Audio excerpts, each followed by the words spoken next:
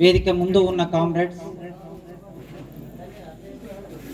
యానాల మల్లారెడ్డి గారి కుటుంబ సభ్యులు, ఈ గ్రామ ప్రజలందరికీ పేరు పేరున విప్లవాభివందనాలు తెలియజేస్తూ,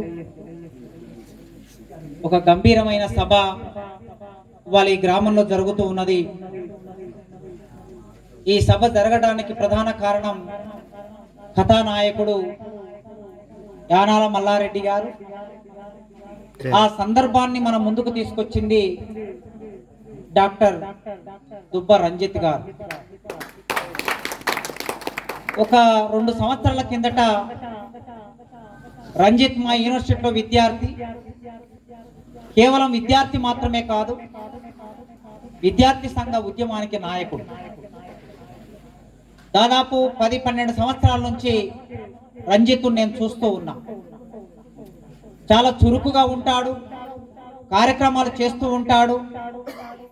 అంత మాత్రమే కాకుండా చాలా ప్రశ్నలు వేస్తూ ఉంటాడు. రాజకీయ అంశాల మీద, ఆర్థిక అంశాల మీద, సామాజిక అంశాల మీద అనేక సందేహాలు కలిగి ఉంటాడు. ఆ సందేహాలని నివృత్తి చేసుకోవడం కోసం అడుగుతూ ఉంటాడు, ప్రశ్నిస్తూ ఉంటాడు. అట్లా ఒకరోజు మా ఊరిలో మల్లారెడ్డి గారిని తెలంగాణ రైతాంగ సాయుధ పోరాటంలో పాల్గొన్న అమరవీరుడు ఉన్నాడు.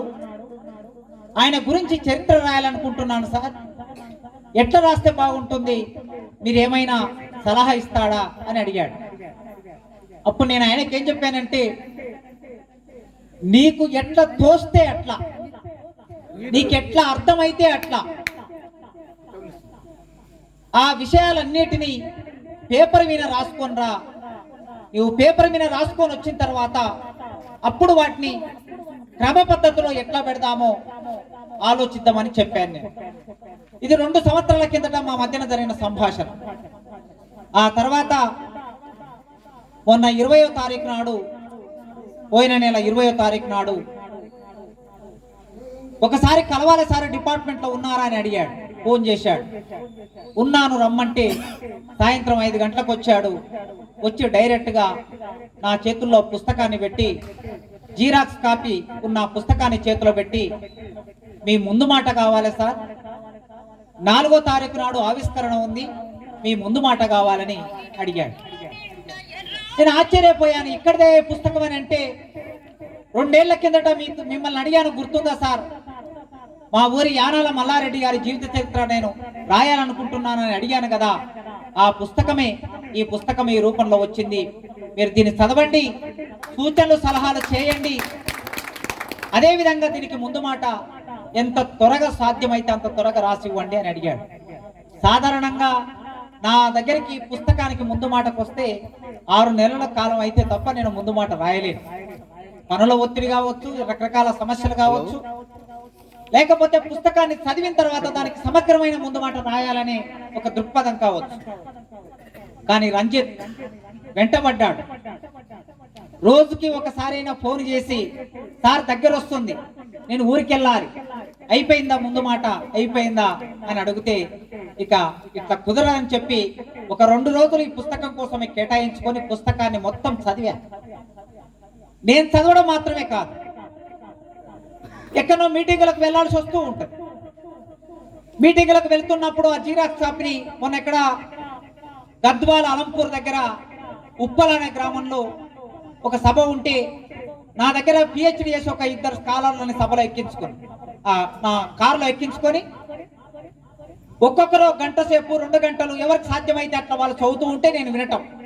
నేను మాత్రమే కాదు, నాతో పాటు ఇక్కడ రాజు అని నాకు రెగ్యులర్గా నా డ్రైవింగ్ చేసే రాజు ఉన్నాడు. మేము ఎక్కడ పోయినా సరే ఒక పుస్తకాన్ని 4 చదువుతాం. అంటే ఒకరు చదువుతూ ఉంటే మిగతా 3 వింటాం. ఏకకాలంలో 4 పాఠకులం అవుతాం. సో అట్లా యానాల మల్లారెడ్డి పుస్తకానికి 4 పాఠకులం మేము.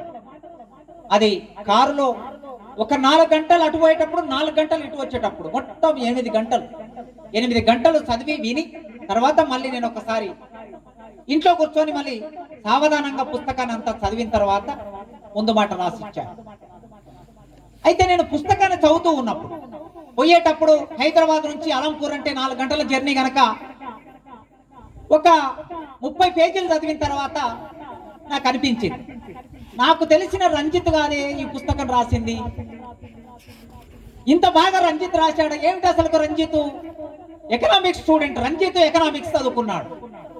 ఎకనామిక్స్ లో ధరలు ఎట్లా పెరుగుతాయి, ధరలు ఎట్లా తగ్గుతాయి, సప్లై ఎట్లా ఉంటుంది, ద్రవ్యోల్బణం ఏమిటి, భారత ఆర్థిక వ్యవస్థ ఏమిటి, కూలీ రేట్లు ఏమిటి, బీడీ కార్మికుల మీద ఆయన పిహెచ్డి చేశాడు. ఇట్లాంటి విషయాలు రాస్తాడు కావచ్చు అనుకున్నా నేను. కానీ రాత ఇంత సీరియస్ గా రాస్తాడని నేను అనుకోను. ఎందుకంటే నేను చాలా మంది విద్యార్థి ఉద్యమ నాయకులు చూస్తూ ఉన్నా, యూనివర్సిటీలో 30 ఏళ్ళుగా చూస్తూ ఉన్నా. రాయండి అయ్యా, మీ జీవితాలు రాయండి, మీ అమ్మ గురించి రాయండి, మీ గురించి రాయండి, కనీసం మీరు ప్రేమించిన ప్రియురాల గురించి రాయండి అని అడుగుతూ ఉంటాను. మా ఉపేందర్ కూడా చెప్పేవాడు, రాయరు మన వాళ్ళు, అంత ఈజీగా రాయటం అనేది రాదు. రాయటం అంటే మామూలు విషయం కాదు. పురిటి నొప్పులు అనుభవించినంత ఒక తల్లి పురిటి నొప్పులు అనుభవించినంత బాధ అనుభవిస్తే తప్ప ఒక అక్షరం బయటికి రాదు, ఒక పదం బయటికి రాదు. అది ఒక పాటగా, ఒక కవితగా, ఒక వ్యాసంగా, ఒక జీవిత చరిత్రగా బయటికి రావాలంటే మొదలు ఆ మనిషి తనను తాను మండించుకోవాలి, తనను తాను వేదనకి గురి కావాలి. అట్లయితేనే అది ముందుకు వస్తుంది. నేను అప్పుడు నా దగ్గర ఉన్న విద్యార్థులను, మా పిహెచ్డి విద్యార్థులను అడిగాను, మహేందర్ రాజు అని, ఏమై పిల్లవాడు ఎప్పుడైనా కరపత్రాలు కూడా రాస్తూ ఉంటాడని అడిగాను నేను. కరపత్రాలు చాలా సంఘాలకు, ఆయన సంఘానికి మాత్రమే కాదు వేరే సంఘాలకు కూడా కరపత్రాలు రాస్తుంటాడు సార్ అన్న. ఓహో, అంటే రచన అనే ఆసక్తి ఉన్నది. ఒక ఆర్థిక శాస్త్రం చదివే విద్యార్థి ఒక చరిత్రను రాయటం అనేది అంత సులభమైన విషయం కాదు. చాలా చరిత్రలు, జీవిత చరిత్రలు చదివాను, దేశ చరిత్రలు చదివాను, ప్రపంచ చరిత్రలు చదివాను. చదివిన తర్వాత ఆయన రచన పద్ధతిలో కూడా ఒక పద్ధతి ప్రకారం రాసుకుంటూ వెళ్ళాను. ఆ పుస్తకాన్ని మీరందరూ చదువుతారు రేపు, ఇవాళ మీ చేతిలోకి వచ్చింది. ఆ రాసే క్రమంలో ఒక క్రమ పద్ధతిని పాటించాడు. ఎట్లా పడితే అట్లా కాకుండా ఒక అకాడమిక్ స్టైల్ పాటించాడు. ఈ అకాడమిక్ స్టైల్ అనేది ఎట్లా ఉంటుందంటే, మామూలుగా మన విప్లవోద్యమాల్లో సూర్యం సార్ ఉన్నాడు ఇక్కడ, విప్లవోద్యమాల్లో అమరవీరుల జీవిత చరిత్రల పుస్తకాలు వేస్తాం, కానీ ఎక్కడ కూడా బాల్యము, విద్యాభ్యాసము, పెళ్లి ఇట్లాంటి విషయాలు ఉండవు ఆ పుస్తకాలు. ఎందుకుండవంటే ఇవి అంత ప్రధానమైన విషయాలని విప్లవోద్యమం అనుకోదు. ఎవరైనా పుడతారు, ఎవరైనా పెరుగుతారు, ఎవరైనా పెళ్లి చేసుకుంటారు, అది కాదు. ఆ మనిషి ఆచరించిన జీవితం ఏమిటి అని ఒక అవగాహన విప్లవోద్యమం అనుకుంటుంది. అట్లా రాస్తూ ఉంటారు. చారు మజుందార్ జీవిత చరిత్ర అయినా, డివి జీవిత చరిత్ర అయినా, చంద్రపుల్లారెడ్డిది అయినా, ఎవరిదైనా సరే జీవిత చరిత్రలు ఎట్లా మొదలైతే మనం చూసి చదివిన వాళ్ళు మీ అందరికీ తెలుసు. కానీ నాకెప్పుడు ఒక సందేహం ఉండేది నా మనసులో. చాలా మంది జీవిత చరిత్రలు చదివాను, కొందరివి రాస్తున్న క్రమంలో కూడా నాకు ఉండే సందేహం ఏమిటంటే, మనిషి బాల్యం తెలకుండా, మనిషి విద్యాభ్యాసం తెలకుండా మనిషి ఎదుగుదల అనేది మనకు అర్థం కాదు. అది నాకు ఫస్ట్ నుంచి ఉండే డౌట్. అందుకే నేను ఎప్పుడైనా సరే ఎవరి గురించి అయినా రాయాలంటే మొదలు వాళ్ళ బాల్యం, వాళ్ళ విద్యాభ్యాసం నుంచే మొదలు పెడతాను. మనిషి విప్లవోద్యమంలో ఎంత నాయకుడైనా అర్థం కావాలంటే ఆ మనిషి బాల్యంలో ఎట్లా ఉన్నాడో తెలిస్తే ఆ తర్వాత పరిణామం తెలుస్తుంది, ఒక పరిణామ క్రమం తెలుస్తుంది. అట్లా ఒక పరిణామ క్రమం మనకు అర్థం కావడం కోసం ఆయన ఎట్లా మొదలు పెట్టాడు ఈ పుస్తకాన్ని అంటే, ఈ గ్రామ చరిత్ర నుంచి మొదలు పెట్టాడు. 400 సంవత్సరాల కిందికి వెళ్ళాడు. నేను ఆశ్చర్యపోయిన, 400 సంవత్సరాల కిందట ఈ పరిశోధన ఎట్లా చేయటం సాధ్యమైంది ఈయనకి. ఇంతకుముందు సూర్యన్ సార్ కూడా అన్నారు, కాకతీయులు పరిపాలించిన కాలంలో ఇక్కడ ఈ గ్రామ నిర్మాణం అయి ఉన్నది. అక్కడ మాధవరావు అనేటటువంటి ఆయన ఉండేవాడు. అది మాదారం, చెరు మాదారం, ఊట్కూరు, దీనికి ఒక కట్టుకథ అల్లి ఒక ఆయన ఊళ్ళో నుంచి బయలుదేరి ఆయనకు ఒక రోగం వచ్చింది. ఆ వ్యాధి వచ్చినప్పుడు ఆ ఊళ్ళో ఉన్నటువంటి వాళ్ళే కాదు, కుటుంబ సభ్యులు కూడా ఆయనను ముట్టుకుంటే మేము కూడా చనిపోతామని ఆలోచిస్తున్నప్పుడు ఆయన కుటుంబం కోసం త్యాగం చేశాడు. ఏం త్యాగం చేశాడంటే, నా కుటుంబం బాగుండాలి, నా వలన ఈ వ్యాధి నా కుటుంబ సభ్యులకు సోకకుండా. అంటే ఇప్పుడు మనకి మొన్న ఏ విధంగా అయితే కరోనా వచ్చిందో ఆ కరోనా వచ్చిన లాంటి వ్యాధి, కలరా, అట్లాంటి ఒక వ్యాధి వచ్చినప్పుడు, కుష్టు వ్యాధి వచ్చినప్పుడు ఆ మనిషి ఊరిని వదిలిపెట్టి అట్లా బయలుదేరుతూ ఒక ఊరు నుంచి బయలుదేరుతూ ఎక్కడికి వెళ్ళాలి అన్నప్పుడు బాగా అలసట గురయ్యాడు. అలసట గురైనాక అక్కడ ఒక నీటి కొలను కనిపించింది, ఒక రాయి కనిపించింది, ఒక చెట్టు కనిపించింది. కాసేపు నిద్రపోవాలనుకున్నాడు, ఆ చెట్టు కింద నిద్రపోయాడు. ఆ చెట్టు కింద నిద్రపోయిన తర్వాత సాయంత్రం లేచాడు, అందులో స్నానం చేశాడు, వచ్చి మళ్ళీ పడుకున్నాడు. ఇంత తాను వెంట కొన్ని తీసుకెళ్లాడు, గుర్రంతో పాటు కొన్ని ఆహార పదార్థాలు తీసుకెళ్లాడు. ఆ తీసుకెళ్ళినప్పుడు అవి తిన్నాడు, మళ్ళీ పొద్దున లేచి మళ్ళీ స్నానం చేశాడు. రాత్రి నిన్నటికి ఇవాటికి తన శరీరం మీద ఉన్న పుండ్లు కాస్త ఆ సల్పటం, వాటి బాధ సల్పటం అనేది తగ్గింది. ఆయనకు అప్పుడు ఏమనుకున్నట్టే ఈ నీళ్లలో ఏదో మహిమ ఉంది అనుకున్నాడు. అనుకొని ఇక నేను ఎక్కడికి వెళ్ళాల్సిన అవసరం లేదు, నేను ఇక్కడనే ఉంటాను చెప్పేసి అక్కడనే ఉండి చెరువులో స్నానం చేశాడు, అక్కడనే ఉన్నాడు. కొన్నాళ్ళ తర్వాత ఆ వ్యాధి తగ్గిపోయింది, తిరిగి మళ్ళీ క్షేమంగా ఇంటికి వచ్చాడు. ఇట్లా మొదలు పెట్టాడు చరిత్ర మీద. అసలు చరిత్ర ఇట్లా ఎవరు రాయరు, ఇదొక పద్ధతి. అంటే చరిత్రలో ఇదొక పద్ధతి అనేది మరి ఆయన ఎంత అధ్యయనం చేశాడో నాకు తెలియదు, కానీ చరిత్రను కథనాత్మకంగా చెప్పడం అనేది యూరోపియన్ లిటరేచర్లో అంటే వేరే దేశాల్లో ఉంటది. మన దగ్గర చాలా తక్కువ. అనుభవాలతో చరిత్రను చెప్పడం చాలా తక్కువ, కథలతో చరిత్రను చెప్పడం చాలా తక్కువ. ఇట్లా ఈ గ్రామ చరిత్రని ఒక 400 సంవత్సరాల కిందికి వెళ్ళి చెప్పి ఆయన తనకి ఆ రోగం బాగైనందుకు, అక్కడ దేవుడు ఉన్నందుకు, ఆ దేవుడికి గుడి కట్టాలని, అక్కడ చెరువు కట్టాలని, ఆ తర్వాతి క్రమంలో తనకు బిడ్డ, ఆ బిడ్డకు పెళ్లి చేసి ఆ తర్వాత వాళ్ళకొక గ్రామాన్ని పెట్టి ఇట్లా గ్రామ నిర్మాణం అయిందని చెప్పేసి గ్రామ చరిత్రను అంతా రాసుకుంటూ వచ్చి అక్కడ యానాల మల్లారెడ్డి చరిత్రను లొకేట్ చేశాడు. అది చరిత్ర రచన. ఒక గ్రామం గురించి చరిత్ర రచన చేయటం అనేది ఇవాళ తెలంగాణ గ్రామాల్లో చాలా గ్రామాలకి చరిత్ర రచన లేదు. మనకి అంత పట్టింపు ఉండదు. తెలంగాణ ప్రాంతంలో వ్యక్తుల చరిత్ర మీద, జీవిత చరిత్ర మీద పట్టింపు ఉండదు, గ్రామాల చరిత్ర మీద మనకు పట్టింపు ఉండదు. ఎందుకుండదంటే ఇక్కడ ఫ్యూడల్ సమాజం ఉన్నది కనుక, భూస్వామ్య సమాజం ఉన్నది కనుక, ఈ భూస్వామ్య సమాజంలో పోరాటం అనేది జరిగింది. ఆ పోరాటంలో ప్రజలే చరిత్ర నిర్మాతలని మనం అనుకుంటాం కనుక అట్లా వ్యక్తుల చరిత్రకి, గ్రామాల చరిత్రకి అంత ప్రాధాన్యత ఇవ్వటం అనేది మన దగ్గర లేదు. అదే మీరు ఆంధ్ర ప్రాంతం పోతే ఒక 80 ఏళ్ల కిందట, 100 ఏళ్ల కిందట చాలా మంది జీవిత చరిత్రలు వచ్చాయి. కంగుడూరు ప్రకాశం జీవిత చరిత్ర వచ్చింది, కందుకూరు జీవిత చరిత్ర వచ్చింది, వేద వెంకటరాడ శాస్త్రి జీవిత చరిత్ర వచ్చింది, గుర్జాడ అప్పారావు జీవిత చరిత్ర వచ్చింది. అటు కమ్యూనిస్టు పార్టీలో, ఇటు కమ్యూనిస్టు పార్టీ నాయకులైన పుచ్చలపల్లి సుందరయ్య ఆ ప్రాంతం నుంచి ఇక్కడికి వచ్చి పోరాటం చేశాడు గనక ఆయన తెలంగాణ పోరాట చరిత్రను రాశాడు. కానీ మన దగ్గర లేదు. ఇక్కడ తెలంగాణలో పుట్టి పెరిగినటువంటి వాళ్ళు తెలంగాణ చరిత్రను రాసుకోవటం లేదా వాళ్ళ గురించి రాసుకోవటం అనేది చాలా రేరుగా జరుగుతుంది. అట్లాంటి ఒక ప్రత్యేకమైన రేరుగా జరిగే ఒక ప్రాసెస్ ను రంజిత్ మొదలు పెట్టాడు. నిజానికి రంజిత్ జీవిత చరిత్రలు రాయటమైనా, చరిత్ర రాయటమైనా, అర్థశాస్త్రంలో పరిశోధన చేయటమైనా 100 ఇయర్స్ కంప్లీట్ అయిన ఉస్మాన్ యూనివర్సిటీలో ఆయన రేపు మీ ఊరి నుంచి ఎదిగినటువంటి రంజిత్ రేపు ఉస్మాన్ యూనివర్సిటీలో సుప్రీంకోర్టు చీఫ్ జస్టిస్ చేతుల మీదుగా డాక్టరేట్ పట్టు అందుకోబోతున్నారు రేపు ఆయన. అట్లాంటి ఆయనకు అటు 7 తరాలు ఇటు 7 తరాలు చదువుకున్న వాళ్ళు ఎవరు లేరు పెద్దగా. బహుశా వాళ్ళ తాత పరశురాములు గారు కొన్ని అక్షరాలు నేర్చుకొని ఉంటాడు. ఆ అక్షరాలు నేర్చుకోవటం మూలంగా ఆయన కూడా నేర్చుకున్న అక్షరాలు ఆనాటి తెలంగాణ రైతాంగ సాయుధ పోరాటం, యానాల మల్లారెడ్డి లాంటి వారి ప్రభావం వలన ఆ కాస్త నేర్చుకొని ఉంటాడు.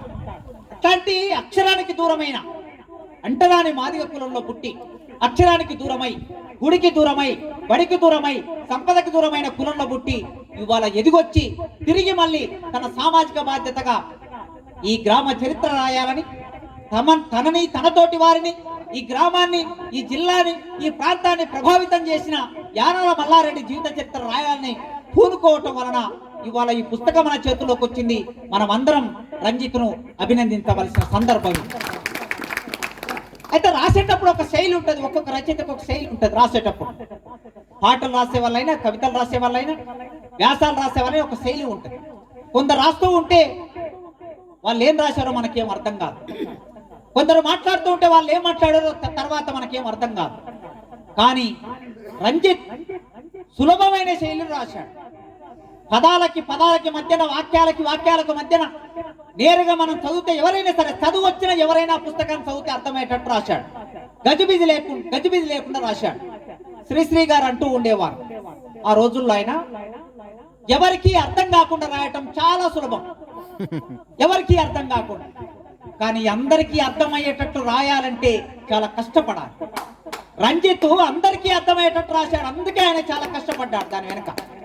అట్లాంటి సులభమైన శైలి ఎక్కడి నుంచి వచ్చిందంటే తన జీవితం నుంచి వచ్చింది, తన కుటుంబం నుంచి వచ్చింది. తన అమ్మమ్మ, తన చిన్నమ్మలు, తన తల్లి, తన తాత, ఆ కుటుంబం ఇచ్చిన నేపథ్యం, ఆ పోరాటం ఇచ్చిన నేపథ్యం వలన ఆ సులభమైన శైలి ఆయన కబ్బింది, ఆ అబ్బినటువంటి పద్ధతిలో ఈ పుస్తకాన్ని మన ముందుకు తీసుకొచ్చాడు. ఇట్లా మన దగ్గర తీసుకొచ్చిన ఈ పుస్తకం ఒక గ్రామ చరిత్రనే కాదు, ఒక వ్యక్తి చరిత్రనే కాదు, మొత్తం తెలంగాణ రైతాంగ విప్లవోద్యమ పోరాట చరిత్ర. యానాల మల్లారెడ్డి గారు 1925లో పుట్టాడని రికార్డ్స్ ప్రకారం ఆయన రాశాడు. 1925 భారతదేశ చరిత్రలో ఒక అద్భుతం. ఏం అద్భుతం జరిగింది? భారత కమ్యూనిస్టు పార్టీ ఏర్పడింది. ఇంకొక 3 ఏళ్ళు అయితే భారత కమ్యూనిస్టు పార్టీ ఏర్పడి 100 ఇయర్స్. అట్లే ఇంకొక 3 ఏళ్ళు అయితే యానాల మల్లారెడ్డి గారు పుట్టి 100 ఇయర్స్. శత జయంతి జరుపుకోబోతారు మీరు. ఆయన శత జయంతి ఈ ఊరి పోరాటంగా, ఈ ఊరి పోరాట గాథగా, లేదా తెలంగాణ పోరాట గాథగా మీరు 3 సంవత్సరాల తర్వాత ఈ కుటుంబ సహాయాన్ని తీసుకొని ఈ గ్రామంలోనే శత జయంతి కార్యక్రమాన్ని పెట్టండి. కమ్యూనిస్టు పార్టీ పుట్టిన కాలంలో యాదృచ్ఛికంగా ఆయన పుట్టాడు. ఆ కాలం ఒక మనిషి మీద ప్రభావం వేయటం, తన సమకాలీనంలో ఉన్నటువంటి పోరాటాలు, ప్రభావాలు, సాంస్కృతిక నేపథ్యం ఇవన్నీ తమ జీవితం మీద ప్రభావం వేస్తూ ఉంటాయి. అదే సంవత్సరం ఈ దేశంలో ఆర్ఎస్ఎస్ పుట్టింది. ఇవాళ మనం ఏదైతే మాట్లాడుకుంటున్నామో ఈ దేశాన్ని తమ ఉక్కు పిడికిల్లోకి తీసుకొని ఫాసిజాన్ని ప్రవేశింపజేసి ఈ దేశాన్ని మొత్తం హిందుత్వ దేశంగా మార్చాలని ప్రయత్నం చేస్తున్న ఆర్ఎస్ఎస్ అనే సంస్థ కూడా 1925లో పుట్టింది. కమ్యూనిస్టు పార్టీ, ఆర్ఎస్ఎస్ 2 పుట్టాయి. ఇక్కడ పుట్టినటువంటి ఆయన తన తండ్రి పోలీస్ పట్టేలు కావటం మూలంగా చదువుకోవడం కోసం నకరికలు పంపిస్తే చాలా ప్రశ్నలు మల్లారెడ్డి గారికి. ఆయన మామూలుగా మీరు పురాణాలు, భాగవతం చదువుకుంటే భాగవతంలో ప్రహ్లాదుని చదువుకోవడం కోసం గురువు దగ్గరికి పంపించాడు. తన తండ్రి గురువు దగ్గరికి పంపించాడు. గురువు దగ్గరికి పంపిస్తే చదువుకొని తిరిగి వచ్చాడు. వచ్చిన తర్వాత ఒక రోజు సింహాసనం మీద కూర్చోబెట్టుకొని ఆ రాజు తన తొడమైన కొడుకుని కూర్చోబెట్టుకొని ఏమి చదివావు బిడ్డ అంటే, చదువుతి తండ్రి, చదువులలో సారమెల్లా అన్నాడు. అన్ని చదివాను తండ్రి అన్నాడట. ఏం చదివావు బిడ్డ అంటే ఆయన మహావిష్ణువు గురించి చెప్పడం మొదలు పెట్టాడు ప్రహ్లాదు. మహావిష్ణువు, ఆ మహావిష్ణువు అంటే ఈ రాజుకు శత్రువు, పుట్టుకతోనే శత్రువు. నా శత్రువు గురించి నీవు నా ముందు చెప్తావా? నా కడుపులో పుట్టిన వాడివి నా శత్రువు గురించి చెప్తావా అని చెప్పేసి ప్రహ్లాదుని చంపడానికి ప్రయత్నం చేశాడు. ఆ చరిత్ర మీకు అందరికి ఎందుకంటే యాదగిరి గుట్టకు వెళ్తూ ఉంటారు కనుక. అయితే అట్లా యానాల మల్లారెడ్డి గారు తండ్రి చదువుకోవడం కోసం అక్కడ పంపించాడు. నా కొడుకు మంచి ఉద్యోగం చేయాలని పంపించాడు. నా కొడుకు ఇంగ్లీష్ నేర్చుకోవాలని పంపించాడు. కానీ యానాల మల్లారెడ్డి గారు అక్కడికి వెళ్ళి వచ్చినప్పుడల్లా తండ్రికి అనేక ప్రశ్నలు వేస్తూ ఉండేవాడని రంజిత్ రాశాడు. అనేక ప్రశ్నలు. చదువెత్తి తండ్రి, చదువులలో సారమెల్లా, చదువులెల్లా సారమెల్లా అని అంటే మరి ఏమి చదివావన్నప్పుడు తన మెదడు నిండా, మల్లారెడ్డి గారి మెదడు నిండా ప్రశ్నలే. వచ్చినప్పుడల్లా పోలీస్ పటేల్కి అనేక ప్రశ్నలు వేస్తూ ఉండేవాడు. సమాధానం పాపం ఆ సమాధానం చెప్పగలిగిన స్థాయిలో కోనారెడ్డి గారు ఆయనకు అంత నాలెడ్జ్ లేదు. ఎందుకంటే ఏదో పోలీస్ పటేల్, నైజాం ప్రభుత్వంలో చిన్న ఉద్యోగం, అంత మేరకు ఆయన పరిమితి. మరి మల్లారెడ్డి గారికి ఆ ప్రశ్నలకు సమాధానం ఎక్కడ దొరకాలి? వెతుకుతూ ఉన్నాడు. అట్లా వెతుకుతూ ఉంటే ఆ నకరెకల్లో ఆయన చదువుకునే ఆ పాఠశాల బడి దగ్గర పక్కనే ఆర్య సమాజ్ ఆఫీస్ ఉన్నది. ఆర్య సమాజ్ ఆఫీస్ అంటే ఒక రకంగా హిందువుల ఆఫీసే. ఈ ఆర్య సమాజ్ ఆఫీస్ లో రోజు భజనలు చేస్తున్నారు, రోజు ఏవేవో మాట్లాడుతున్నారు. ఒక రోజు అట్లా బడి నుంచి బయలుదేరి ఆ ఆఫీసులోకి వెళ్ళాడు. ఆఫీసులోకి వెళ్ళిన తర్వాత వాళ్ళు చెప్పుతున్న చాలా విషయాలు కొత్తగా అనిపించినవి. ఆయన వెతుకుతున్నాడు గనక, మార్గం వెతుకుతున్నాడు గనక, ఈ మార్గం ఎక్కడ దొరుకుతుంది, ప్రశ్నలకు సమాధానం ఎక్కడ దొరుకుతుంది అనుకున్నాడు గనక అక్కడ వెళ్ళి చూస్తే ఏం ప్రశ్నలు అవి? 2 ప్రశ్నలు ప్రధానంగా ఈ పుస్తకంలో మన రంజిత్ రాశాడు. మొదటి ప్రశ్న, ఈ దేశ చరిత్ర, ఈ తెలంగాణ చరిత్ర, ఈ తెలంగాణ సరిహద్దులు అంటే ఏమిటి? ఈ తెలంగాణకి సరిహద్దులు మొత్తం ఊహించి పంతులు ఏం చదువు చెప్పేవాళ్ళంటే ఇదే ఈ మొత్తం దేశం చరిత్ర. తెలంగాణ చరిత్ర చెప్పి, నైజాం చరిత్ర చెప్పి ఇదే దేశం చరిత్ర, ఇదే ప్రపంచం చరిత్ర, ఈ సరిహద్దులు చూపించి ఇదే భారతదేశం సరిహద్దులు అని చెప్పేవాళ్ళట. తర్వాత ఉర్దూ చెప్పి, నైజాం చరిత్ర ఉర్దూ, ఈ ఉర్దూ భాష ప్రపంచంలో చాలా గొప్ప భాష అని చెప్పేవాళ్ళట. ఆయనకేం అర్థమయ్యేది కాదు. ఉర్దూ భాష ప్రపంచంలో గొప్ప భాష, తెలంగాణ చరిత్ర, నైజాం చరిత్రనే గొప్ప చరిత్ర, ఇంతకు మించి ఇంకేం ఉండదా అనే ప్రశ్నలు ఉన్నాయి ఆయనకి. ఆ ప్రశ్నలకు సమాధానం ఎక్కడ దొరికినాయి అంటే ఆర్య సమాజ్ ఆఫీస్ లో దొరికినాయి. ఆర్య సమాజ్ వాళ్ళు ఏమంటున్నారు? ఈ దేశంలో హిందువులే చాలా గొప్పవాళ్ళు, ఈ దేశంలో బ్రాహ్మణులే చాలా గొప్పవాళ్ళు, ఆర్యులే చాలా గొప్పవాళ్ళు, ఈ నైజాం అనేవాడు ముస్లిం రాజు కనుక ఈ ముస్లిం రాజు అనేక దుర్మార్గాలు చేస్తున్నాడు, ఈ రాజుకు వ్యతిరేకంగా మనం పోరాటం చేయాలని వాళ్ళందరూ చెప్తూ ఉన్నారు. అక్కడ విన్నాడు, వాళ్ళ పాఠాలు విన్నాడు, నచ్చాయి. వాళ్ళ పాఠాలు విన్న తర్వాత నచ్చిన తర్వాత వాళ్ళ వెంట వెళ్ళటం మొదలు పెట్టాడు.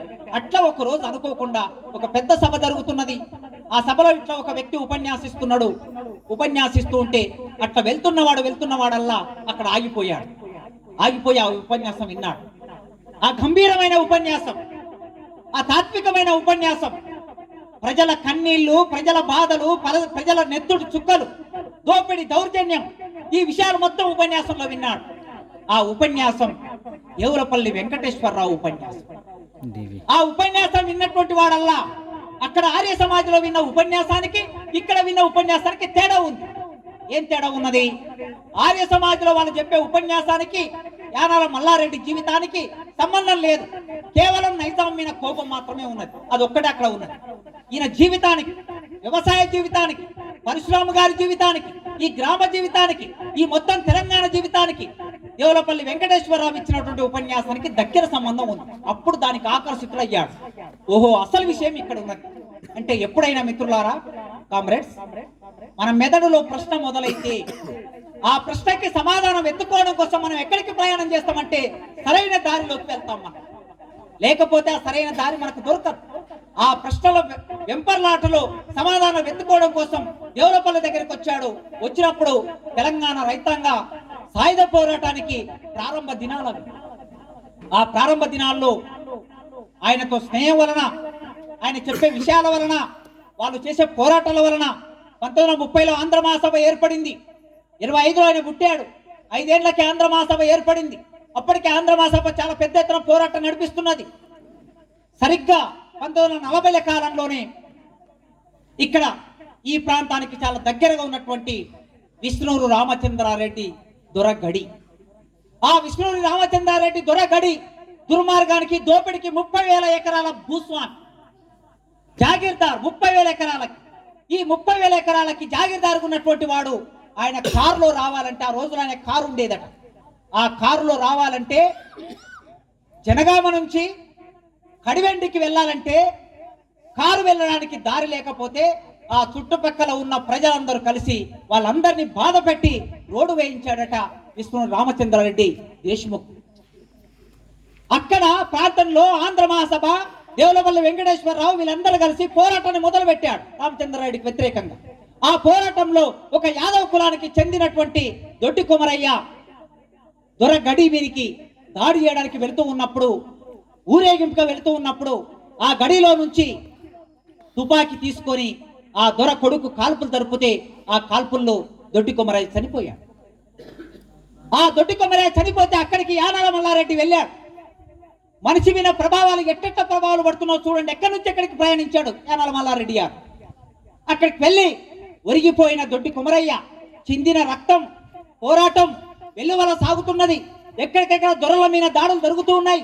నైజాం ప్రభుత్వం, పోలీసులు ప్రవేశించారు. గ్రామాల మీద దాడులు జరుగుతున్నాయి. దాన్ని చూసి ఆ రక్తాన్ని, ఆ అమరత్వాన్ని, ఆ పోరాటాన్ని గుండెల నిండా నింపుకొని తిరిగి మళ్ళీ ఇక్కడికి వచ్చాడు. అప్పుడు భువనగిరి మహాసభ జరిగింది. భువనగిరి ఆంధ్ర మహాసభ జరిగిన తర్వాత ఆ ఆంధ్ర మహాసభ ఒక పిలిపించింది. ఏం పిలుపంటే, ఇక తెలంగాణ ప్రాంతంలో మనం ఆత్మరక్షణకైనా ఆయుధం పట్టక తప్పదు అని పిలిపించి రావి నారాయణ రెడ్డి. ఆత్మరక్షణకైనా మన దగ్గర ఆయుధాలు లేవు. ఇప్పుడు ఆంధ్ర మహాసభ ఆయుధాలు లేకుండా పోరాటం చేయాలనుకున్నది. కానీ ఆంధ్ర మహాసభ ఈ లైన్ తీసుకున్నప్పుడు అటువైపు నుంచి నైజాం పోలీసులు, గూండాలు, దేశముఖులు, దొరలు, వాళ్ళ చేతులు తుపాకులు ఉన్నాయి, ఆయుధాలు ఉన్నాయి గనక మనల్ని కాల్చి చంపుతున్నారు గనక ఇక ఇప్పుడు మనల్ని మనం రక్షించుకోవాలంటే ఆయుధం పట్టక తప్పని పరిస్థితి ఏర్పడ్డదని వాళ్ళు పిలిపించారు. వాళ్ళు పిలిపిస్తే యువకుడుగా ఉన్నటువంటి మల్లారెడ్డి గారు దేవులపల్లి వెంకటేశ్వరరావు గారు పిలిచి ఇక మనం ఇప్పుడు ఆయుధాలను సమకూర్చుకోవాలి. ఈ ఆయుధాలను సమకూర్చుకోవాలంటే ఎవరికి పడితే వాళ్లకు ఆయుధాలను తీసుకురమ్మని బాధ్యత అప్పచెప్పరు కదా నాయకత్వం. మల్లారెడ్డి గారు నమ్మకస్తుడు గనక మల్లారెడ్డి గారిని పిలిచి ఫలానా చోట ఆయుధాలు ఉన్నాయి, ఆ ఆయుధాలను తీసుకురావాలి, ఫలానా చోట క్యాంప్ ఉన్నది, మిలిటరీ క్యాంప్ నడుస్తున్నది, అక్కడికి నువ్వు తీసుకురావాలని బాధ్యత తప్పచెప్తే మల్లారెడ్డి తన స్నేహితుని ఒక అతను పెట్టుకొని వెళ్ళాడు. ఆయుధాలను తీసుకొని వస్తూ ఉన్నాడు. ఆయుధాలను తీసుకొని వస్తూ ఉంటే ఒక పోలీస్ స్టేషన్ దాటాలి. ఆ పోలీస్ స్టేషన్ తప్పించుకొని వచ్చే అవకాశం లేదు, ఎట్లయినా పోలీసులు చూస్తారు. అప్పుడు అనుకున్నాడు, ఒకవేళ పోలీసులు చూస్తే నన్ను పట్టుకుంటే నన్ను చంపినా పర్వాలేదు, కానీ ఈ ఆయుధాలు మాత్రం మిలిటరీ క్యాంపుకు చేరవలసిందే. ఆయుధం ఎక్కువనా ప్రాణం ఎక్కువ అనుకున్నప్పుడు ఆయుధమే ఎక్కువ అనుకున్నాడు. ఎందుకు అనుకున్నాడు? ఈ తెలంగాణలో భూస్వాముల దౌర్జన్యాలని, నైజాం ప్రభుత్వ దుర్మార్గాన్ని కూలదోయాలంటే, వేలాది మంది చేతుల్లోకి ఆయుధాలు రావాలంటే ఈ ఆయుధాలు అక్కడికి వెళ్ళవలసిందే. ఆ సందర్భంలో నేను ఒక్కరిని అమరుణ్ణైనా సరే సమస్య లేదనుకున్నాడు. అనుకొని తీసుకొని వస్తూ ఉన్నప్పుడు పోలీస్ స్టేషన్ దాటాలి. అప్పుడు ఏం చేశారంటే, ఆ ఊరిలో ఒక మిత్రుడు కలిస్తే ఆ మిత్రుడి దగ్గరికి వెళ్ళి, మాకు ఒక గడ్డి బండి నిండా గడ్డి కావాలి పశువుల కోసం అని మాట్లాడుకొని ఆ బండిని ఏర్పాటు చేసుకొని వరిగడ్డి బండి నిండా పెడుతూ, ఎవరైతే గడ్డి ఇస్తున్నారో ఆ గడ్డి ఇచ్చేటటువంటి ఆయన అటువైపు ఇంటి వైపు వెళ్ళినప్పుడు మెల్లగా వీళ్ళు తెచ్చుకున్న తుపాకులను తీసి వరిగడ్డి మధ్యలో పెట్టి బండి నిండా గడ్డి నింపేసి తాడుతో కట్టేసి ఇక ప్రయాణం అయ్యారు. పోలీస్ స్టేషన్ ముందు నుంచే బండి వస్తుంది. పోలీస్ స్టేషన్ ముందు నుంచే బండి వచ్చింది, ముందుకు వచ్చింది. పోలీస్ ఆయన వచ్చాడు. ఎక్కడికి వెళ్తున్నారు, ఎవరు మీరంటే, అయ్యా మా ఊరిలో కరువు వచ్చింది, పశువులకు గడ్డి లేదు, ఈ పక్క ఊరు నుంచి ఈ గడ్డిని కొడుక్కొని పోతున్నామని చెప్పి అక్కడ నుంచి తప్పించుకొని వచ్చారు. ఆయుధాలని క్యాంపుకు చేర్చారు. ఇంత చాకచక్యంగా ఎత్తుగడ. ఒకరోజు ఇలా వెళ్తూ ఉన్నప్పుడు ఒక ఇంట్లో రజాకారు గూండాలు అందరు పోలీసులు వచ్చి ఒక ఇంట్లో ఉన్నారు. ఆ ఇంట్లో నుంచి వాళ్ళని బయటికి రప్పించాలి, ఒక్కని కూడా వదిలిపెట్టకూడదు, అందరిని చంపేయాలి. మల్లారెడ్డి యుద్ధ తంత్రం ఎట్లా ఉంటుందంటే, అందరిని చంపాలి, శత్రువులు కదా వీడు, ఎవడు మిగులొద్దు. మరి ఎవడు మిగులొద్దు అంటే ఎట్లా? అందరూ ఒకేసారి ఇంటి మీద దాడి చేయలేము, ఎందుకంటే అంత ఆయుధ సామాగ్రి లేదు మన దగ్గర. అట్లా దాడి చేస్తే ఒకవేళ మన వైపు నుంచి కూడా నష్టం జరగవచ్చు, మనం కూడా ఎవరైనా చనిపోవచ్చు. మన వైపు నష్టం జరగకుండా, ఎవరు చనిపోకుండా అవతలోని శత్రువును సంహరించాలి అనుకొని ఏం చేశారంటే, గడ్డిని ముద్దలు కట్టి ఆ ముద్దల్లో కారం మిరపకాయలు పెట్టి, గడ్డి ముద్దలో మిరపకాయలు పెట్టి ఆ ముద్దకి అంటించి ఆ ముద్దలను మొత్తం ఇంటి మీద వేయటం మొదలు పెట్టారు. ఇంట్లో వేయటం మొదలు పెట్టారు. గడ్డి అంటుకుంటుంది, మిరపకాయలు అంటుకుంటాయి, ఘాటు వస్తుంది. ఆ పొగ ఘాటుకు వాళ్ళందరూ ఉక్కిరి బిక్కిరి అయిపోతారు. అప్పుడు పరిగెత్తుకుంటూ ఇంట్లో నుంచి బయటకు వస్తారు. ఒక్కొక్కడు బయటకు వచ్చినప్పుడు మనం ఇటు నుంచి ఫైరింగ్ చేయాలా, అందరిని చంపేయాలా. ఇది ఈయన కార్యక్రమం. ఇది యుద్ధ తంత్రం, ఒక రకంగా నష్టం లేకుండా చేసే యుద్ధ తంత్రం. సరే, అఫ్ కోర్స్ వాళ్ళు బయటకు వచ్చారు, నిజంగా బయటకు వచ్చారు, కానీ ఇటువైపు నుంచి ఫైరింగ్ చేశారు, కానీ అనుకున్న ప్రకారం అందరిని చంపలేకపోయారు. కొందరి మీద మాత్రమే దాడి చేయగలిగారు. అయితే చివరికి మిగిలింది ఏమిటంటే, ఆ రజాకార సైన్యం ఆయుధాలను మొత్తం ఆ ఇంట్లో వదిలేసి పారిపోయారు. ఇంట్లో వదిలేసి పారిపోతే మిగిలిన ఆ ఆయుధాలను మొత్తం కట్టగట్టుకొని తీసుకొని మిలిటరీ క్యాంపుకి తీసుకెళ్ళాడు. దేవులపల్లి వెంకటేశ్వరరావు గారికి ఎంత నమ్మినమైన వ్యక్తి, కార్యకర్త, నాయకుడు యానాల మల్లారెడ్డి గారు పోరాటంలో రాటు తేలాడు. రైతాంగ సాయుధ పోరాటం. సరే, రైతాంగ సాయుధ పోరాటం నడిచింది. గ్రామ కమిటీలు ఏర్పడ్డాయి, గ్రామ రక్షక దళాలు ఏర్పడ్డాయి, ఉత్పల సంఘాలు ఏర్పడ్డాయి. నైజాం వ్యతిరేకంగా పోరాటం నడిచింది. బండి వెనుక బండి కట్టి 16 బండ్లు కట్టి, ఏ బండ్లు వస్తావు కొడక నైజాం సర్కారోడని ఆనాడు పాటలు రాసిన బండి యాదగిరి, వీళ్ళందరితో కలిసి పోరాటం జరిగింది. నైజాం లొంగిపోయాడు. లొంగిపోయిన తర్వాత అసలు సమస్య ఎక్కడొచ్చిందంటే, ఈ దేశాన్ని, హైదరాబాద్ అనే ఒక దేశాన్ని ఆక్రమించడానికి భారత సైన్యం వచ్చింది. సర్దార్ పటేల్ నాయకత్వంలో భారత సైన్యం వచ్చి తెలంగాణ ప్రాంతంలో ఉన్న కమ్యూనిస్టుల మీద దాడి చేసి కమ్యూనిస్టులందరినీ చంపేసి ఆక్రమించిన, స్వాధీనం చేసుకున్న భూములను మొత్తం మళ్ళీ భూస్వాములకు అప్పచెప్పారు. గ్రామాలను మొత్తం మళ్ళా కాంగ్రెస్ వాళ్ళకి అప్పచెప్పారు.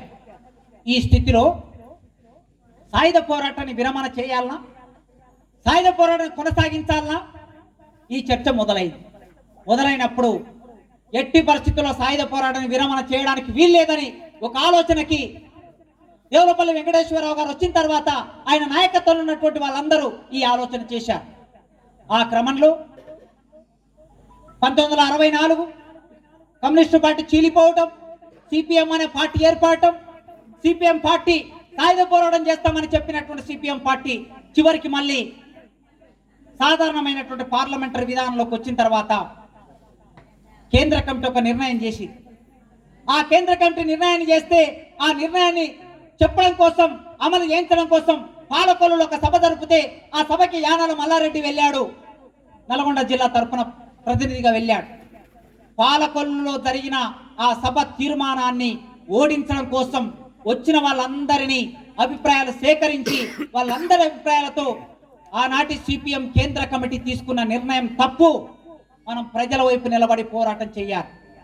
సాయుధ పోరాటం ఇంకా ఆకాంక్షలు మిగిలిపోయి ఉన్నాయి. ఇది ఇక్కడికి వదిలేయటం కాదు, ప్రజల వైపు నిలబడి పోరాటం చేయాలని అనుకొని దాదాపుగా 130 మంది ప్రతినిధులని కూడగట్టి ఆ తీర్మానాన్ని ఓడించినటువంటి చరిత్ర యానాల మల్లారెడ్డి గారికి అక్కడ ఉన్నది. ఆ తర్వాత 1969లో సిపిఐఎంఎల్ పార్టీ ఏర్పడింది. ఆ పార్టీలో ఆ నాయకత్వంలో పనిచేయడానికి నల్గొండ జిల్లా తరఫున నల్గొండ జిల్లాకు నాయకుడుగా యానాల మల్లారెడ్డి గారు ఈ జిల్లాలో విప్లవోద్యమాన్ని నిర్మాణం చేయడానికి ముందుకొచ్చాడు. ఇక ఆ తర్వాత జరిగిన పరిణామాలన్నీ మీకు తెలుసు. ఎమర్జెన్సీ వచ్చింది, తీవ్ర నిర్బంధం వచ్చింది, అజ్ఞాతంలోకి వెళ్ళవలసిన పరిస్థితి ఏర్పడింది. ఆ అజ్ఞాతంలోకి వెళ్ళినప్పుడు కుటుంబం ఎన్ని కష్టాలు పడింది, ఆ విషయాలన్నీ కూడా ఆశ గారు ముందు మాటలో రాసి ఉన్నారు. ఇట్లా ఒక మనిషి పరిణామం చెందడానికి, పోరాటాన్ని నిర్మాణం చేయడానికి, నాయకత్వంలోకి రావడానికి, ప్రజల్ని విముక్తి చేయడానికి చిత్తశుద్ధితో నమ్మిన విలువల కోసం, నమ్మిన రాజకీయాల కోసం దేనిని నమ్మాడో దాన్ని ఆచరించాడు. పార్టీలో అనేక రకాల సమస్యలు వచ్చాయి. ఆ అనేక రకాల సమస్యలు ఎదుర్కొన్నాడు. శత్రుపూరితంగా ఎదుటి వాళ్ళు ఎన్ని రకాల దాడులు చేసినా కూడా ఆ దాడులు ఎదుర్కొన్నాడు. రాజకీయంగా ఇబ్బందులు పెట్టాలనుకున్నా ఆ ఇబ్బందులు ఎదుర్కొన్నాడు. ఆనాడు ఎమ్మెల్యేగా గెలిచినటువంటి తానే దగ్గరుండి గెలిపించిన ఒక ఎమ్మెల్యే తిరిగి తన మీద అనేక అభండాలు వేసి ఇబ్బందులు పెట్టాలనుకున్నప్పుడు కూడా ఓరాఓరిగా అంతర్గత పోరాటం చేశాడు. యానాల మల్లారెడ్డి గారి నుంచి నేర్చుకోవాల్సిన క్రమశిక్షణ ఏమిటంటే, మార్క్సిజం నేర్పినటువంటి లేదా విప్లవ సిద్ధాంతం నేర్పిన క్రమశిక్షణ ఏమిటంటే, మనకు ఎన్ని భిన్నాభిప్రాయాలైనా ఉండవచ్చు, ఉండాలి కూడా. భిన్నాభిప్రాయాలు లేకపోతే అది ప్రజాస్వామ్యం కాదు, భిన్నాభిప్రాయాలు లేకపోతే అది విప్లవం కాదు. ప్రజాస్వామికంగా ఉందా లేదా అనే దానికి గీటురాయి ఏమిటంటే భిన్నాభిప్రాయాలు కలిగి ఉండటం. అయితే ఈ భిన్నాభిప్రాయాలను ఎట్లా వ్యక్తం చేయాలంటే బహిరంగంగా వ్యక్తం చేయడం కాదు, బహిరంగంగా దాడి చేయటం కాదు, అంతర్గత పోరాటం చేయటం. ఈ అంతర్గత పోరాటం అనేది ఒక లెనిన్ చూపిన దారి, ఒక మావో చూపిన దారి. ఆ అంతర్గత పోరాటం మనం అనుకున్న లైన్కి అంగీకారం వచ్చే వరకు, మెజార్టీ వచ్చే వరకు అంతర్గతంగా పోరాటం చేయటం అని ఆ మార్క్సిజాన్ని, ఆ లెనినిజాన్ని, క్లాసికల్ గా మావోయిజాన్ని చదువుకున్నవాడు గనక, నేర్చుకున్నవాడు గనక తన మెదడులో అది ఇంకింది. ఎందుకంటే చిన్నప్పటి నుంచి మల్లారెడ్డి గారు చదువరి, బాగా చదివేవాడు, బాగా ఆసక్తి ఉన్నవాడు, తెలివి కల్లవాడు కనుక ఏది చదువుకున్నది తత్వశాస్త్రమైనా, అది విప్లవమైనా, లేదా అది అర్థశాస్త్రమైనా, రాజకీయ అర్థశాస్త్రమైనా, దేనినైనా సరే చాలా సులభంగా అర్థం చేసుకోగలిగిన కెపాసిటీ, ఆ ప్రతిభ ఆయనకు ఉన్నది గనక అట్లా అర్థం చేసుకొని సమాజాన్ని మార్చడానికి కావలసిన సిద్ధాంతాన్ని రూపొందించే క్రమంలో, నిర్మాణం చేసే క్రమంలో అనారోగ్యానికి గురయ్యాడు. నిజంగా అంతటి మనిషి, అంత కమిట్మెంట్ ఉన్న మనిషి అన్ని సంవత్సరాల కాలం పాటు మంచం మీద పడి ఉండటం అనేది ఇవాళ అన్నను చూస్తే మనకు అర్థమవుతుంది. ఒక కళాకారుడైనా, ఒక రాజకీయ నాయకుడైనా, లేదా ఒక సిద్ధాంతవేత్త అయినా ఆలోచించే మెదడు, రాసే చెయ్యి, మాట్లాడే మాట, నడిచే కాలు ఇవి పని చేయకపోతే అది ఎంత బాధగా ఉంటుందో ఆయన భరించి ఉంటాడు తన జీవితంలో. అయినా కూడా ఎలాంటి సమస్య వచ్చినా నమ్ముకున్న విలువలకి, రాజకీయాలకి దూరం కాకుండా దాని వెంట నిలబడి ఉండటమే చిట్ట చివరికి ఆ మనిషి సార్థకత. ఇవాళ మనం ఇంతమంది వచ్చి ఇక్కడ మాట్లాడుతున్నాం, వర్గ పోరాటం గురించి మాట్లాడుతున్నాం, విప్లవం గురించి మాట్లాడుతున్నాం. ఈ వర్గ పోరాటం, విప్లవం ఇంకా సక్సెస్ కాలే. భారతదేశంలో రోజు రోజుకి ప్రమాదం పెరిగిపోతున్నది, ప్రతిఘాతక ప్రమాదం పెరిగిపోతున్నది. ఈ దేశాన్ని మనం ప్రజాస్వామికంగా, విప్లవంగా మలచాలనుకున్నాం, కానీ ఇవాళ ఒక మతోన్మాదం ఈ దేశం మీద ప్రభావం చూపిస్తూ ఉన్నది. మతోన్మాద రాజకీయాలు ఫాసిస్తాన్ని ముందుకు తీసుకొస్తున్నాయి. ఒకే దేశం, ఒకే ఓటు, ఒకే చట్టం, అనే భావాన్ని ముందుకు తీసుకొచ్చి భిన్నత్వాన్ని నిరాకరించే పద్ధతి మన ముందుకు రాబోతున్నది. అతి పెద్ద ప్రమాదాన్ని రేపు మనం ఎదుర్కోబోతున్నాం. ఆ ప్రమాదానికి వ్యతిరేకంగా నిలబడటం వలన ప్రజాస్వామ్యం, రాజ్యాంగాన్ని, ప్రజాస్వామిక విలువల్ని రక్షించడం వలన మాత్రమే మల్లారెడ్డి గారికి నిజమైన నివాళి మనం అర్పించగలం. ఈ క్రమంలో డాక్టర్ రంజిత్, ఈ గ్రామంలో పుట్టి పెరిగిన డాక్టర్ రంజిత్ తన బాధ్యతగా తన కమిట్మెంట్ను ప్రదర్శించుకోవడం కోసం ఈ పుస్తకం ద్వారా తన మల్లారెడ్డి జీవితాన్ని మనం ముందుకు తీసుకొచ్చి ఆయన చేయవలసిన సామాజిక బాధ్యతని నెరవేర్చాడు. ఇప్పుడు మనం చేయవలసింది ఆ పుస్తకాన్ని చదివి ఆశయాలని జీవితంలో భాగం చేసుకొని ఈ సమాజ విముక్తిలో భాగమై ప్రజల వైపు నిలబడు. వరం మీన నడిచినప్పుడు, వంగినాట్లు వేసినప్పుడు, కొడవలెత్తి కోసినప్పుడు, మోపులెత్తి మోసినప్పుడు, కుప్ప కొట్టినప్పుడు, తూర్పార పట్టినప్పుడు, భూమి కడుపులో కళ్ళు పెట్టి నల్లని మట్టి నుంచి మల్లెపూలు లాంటి మెతుకుల్ని తీసే ఆ మనిషిని విముక్తి చేయవలసిన ఆ పోరాటం ఇంకా పూర్తి కాలేదు, పరిపూర్తి కాలేదు. అది పరిపూర్తి అయినప్పుడే మల్లారెడ్డి గారికి నిజమైన నివాళి అర్పిస్తామని ఈ సందర్భంలో నన్ను ఇక్కడికి పిలిపించి మీతో నా అభిప్రాయాలు పంచుకునే అవకాశం కల్పించిన కుటుంబ సభ్యులకి, రంజిత్కి, ఇక్కడున్న విప్లవ పార్టీ కార్యకర్తలకి, నాయకులకి అందరికీ పేరు పేరున విప్లవాభివందనాలు తెలియజేస్తూ ముగిస్తున్నాను.